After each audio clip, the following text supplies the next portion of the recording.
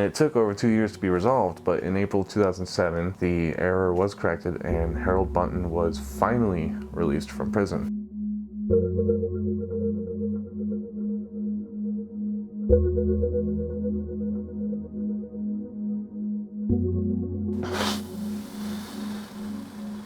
Welcome everybody to Convoluted. I'm Jesse Asher, and as you can see from the other videos, I am in a different location. My wife and I moved out of Florida, and so I have a new setup, but it's a little messy right now because I'm still getting stable and organized and stuff. So it's actually going to probably change even more so just bear with me with the changes and some of the delays. I've also been working a new job, so that's been taking a lot of my time too, getting in this whole new company and everything. So it's whatever, we're making it through. And today I have a great episode. Well, I don't know if it's great. None of them are really great. I have an episode today for you about a man who was wrongfully convicted in the state of Indiana for a horrific crime.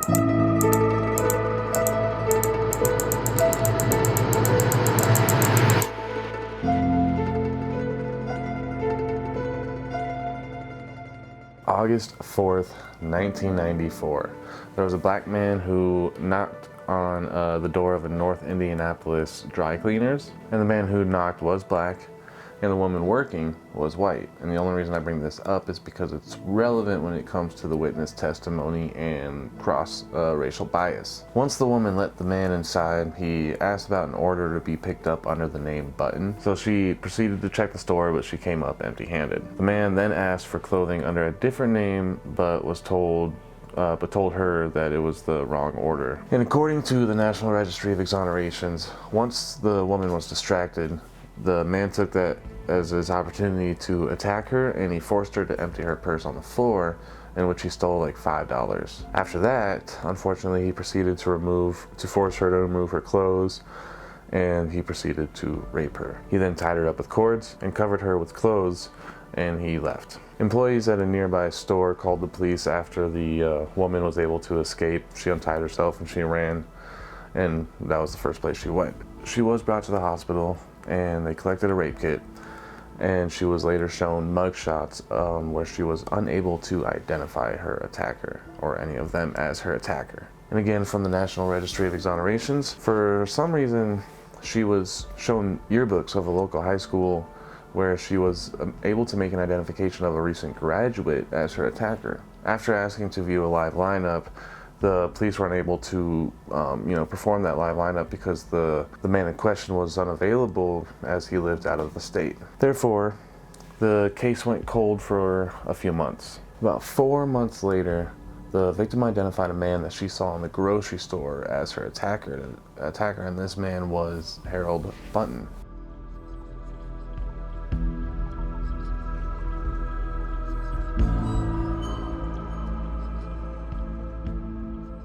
According to another article that I used to write this episode, convicted in absentia, cleared by DNA testing, Harold Buntin spent 2 extra years in prison because of lazy judge by Douglas Scott Array. The victim identified a different suspect before identifying Harold Buntin. Harold Buntin was arrested, and according to the National Registry of Exonerations, he was only 15 at the time of the crime.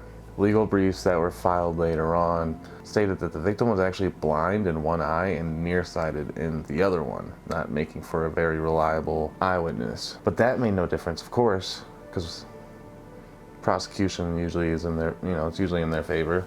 And on January 29th, 1985, Harold Buntin was charged with rape and robbery. A jury trial was held in April of 1986, but between trial days, Harold Buntin, who, he feared for his life essentially, he left and went to Florida and never returned for court. But the trial continued without his presence. Still going off the National Registry of Exonerations, which is kind of like my outline for this episode, most episodes. Evidence included in trial consisted of the victim's identification of Harold Buntin as the attacker, as well as forensic tests that showed seminal fluid from the rape kit. The seminal fluid was blood type O, and both the victim and Harold Buntin were also blood type O. The analyst testified that, quote, 36% of the population had type O blood. And he also testified that 64% were excluded as possible contributors, which to me is kind of just dumb as shit, because they already knew the blood type of the victim and Buntin,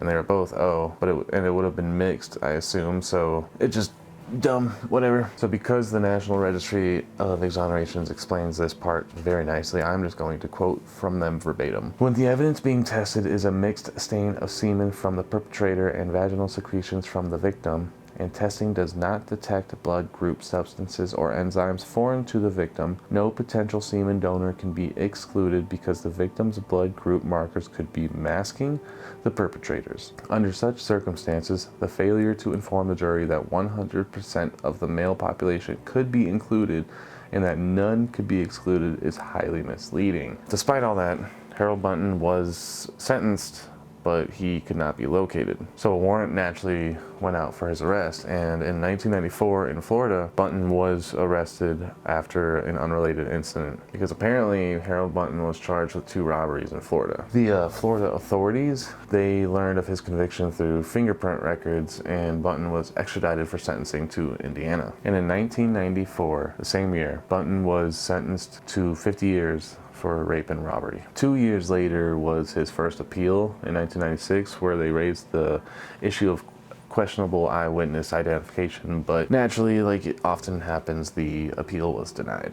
And according to that same article I mentioned earlier by Douglas Scott Array, with the help of his family paying, Buntin was able to get DNA tested in 2005, and the results would show that he did not actually commit this crime. Go figure. A motion was filed to dismiss the charges against him. The results were shown to a judge during the hearing, and the judge appropriately ordered that Harold Buntin be released. And that was in May of 2005. But for some fucking reason, it's confusing, the order was misfiled, and Harold Buntin actually was never released. I'm just going to go ahead and quote directly from Douglas Scott Array from that other article I used, linked below. Buntin filed a lazy judge complaint with the Indiana Commission on Judicial Qualifications Commission, alleging that his post-conviction case had been pending for nearly 22 months. The rest of this portion about the 2-year dilemma of the misfiling, I guess, comes from that same Douglas Scott Array article. Buntin had also complained that his attorney hadn't even communicated with him since 2005. So the Indiana Judicial Commission opened an investigation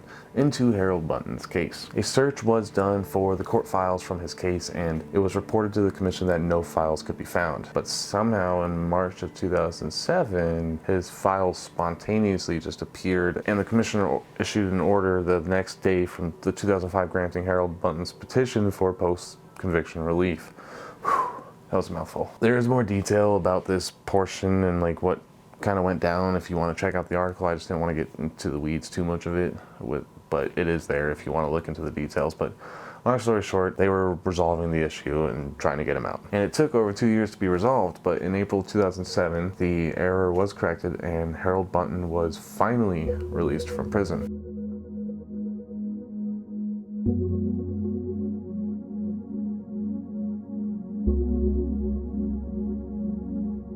A total of 13 years locked up for something that he didn't do, let alone the 2 years where he should have been released, but because of some fuckery with his paperwork, he was still behind bars for an extra 2 years. When he was finally released, it was pretty quiet. There was not a lot of media or news or cameras like you see with some other cases. It just kind of went under the radar. Harold Buntin ended up suing his attorney for malpractice and received about $225,000, and then he filed a wrongful detention lawsuit in 2008 there shortly after. The commissioner filed a statement of charges alleging violations of Indiana's Code of Judicial Conduct by Judge Hawkins and Commissioner Broyles. There's also more details in that same article about this portion as well if you want to check it out, but I'm not going to get into all those details either. But basically it seems that the judge and commissioner sucked and did some sketchy shit and finally got a little bit of repercussion for it. I'm going to quote one more thing from that Douglas Ray article. One of the charges against Hawkins,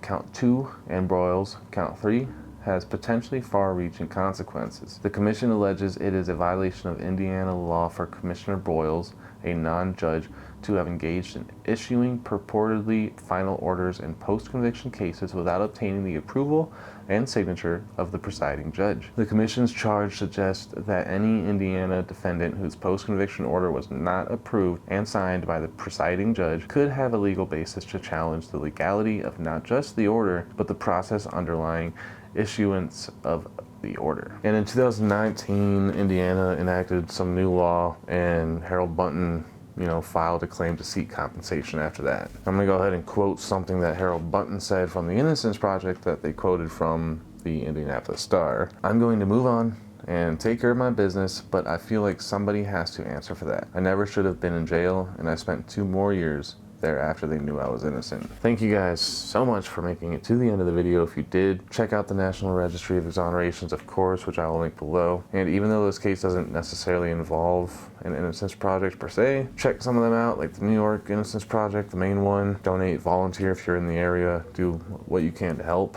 Look up some other foundations and whatnot too. You've seen in my previous videos about the Deskovic Foundation and Americans for Legal Reform, so check them out as well. Donate if you can. Please share these videos on your social media to help spread the word, and stay tuned, like I said, for more episodes, and just get involved. Like, I'm just trying to help spread awareness, but I need other people to help with that as well by spreading these videos. And if we do that, we can accomplish a lot more. Every source that I used for this will be linked below, of course, so check them out. Stay tuned, and adios, guys.